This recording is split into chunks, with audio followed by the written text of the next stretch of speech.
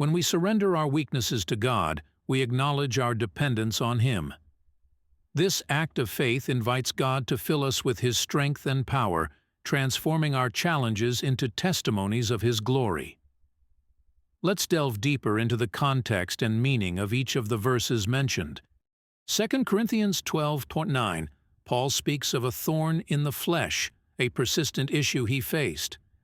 Despite pleading with God to remove it, God responded with, "My grace is sufficient for you, for my power is made perfect in weakness." This teaches us that God's grace is enough to carry us through any difficulty, and His power shines brightest when we are weak. 2 Corinthians 12:9. But He said to me, "My grace is sufficient for you, for my power is made perfect in weakness. Therefore I will boast all the more gladly of my weaknesses, so that the power of Christ may rest upon me." Philippians 4:13. This verse, often quoted for its encouragement, highlights the source of our strength. Paul declares that he can endure all things through Christ who gives him strength.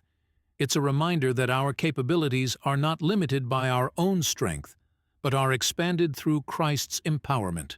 Philippians 4:13. I can do all things through Him who strengthens me. Isaiah 40:29. Isaiah provides comfort by assuring us that God gives power to the faint and strength to the powerless.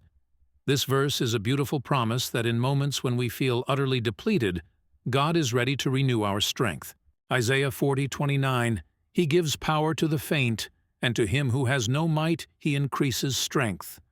Ephesians 6:10. Paul instructs believers to be strong in the Lord and in the strength of His might, as they prepare to face spiritual battles. This verse emphasizes that our strength for life's battles comes not from our own abilities, but from the Lord's mighty power. Ephesians 6:10. Finally, be strong in the Lord and in the strength of His might.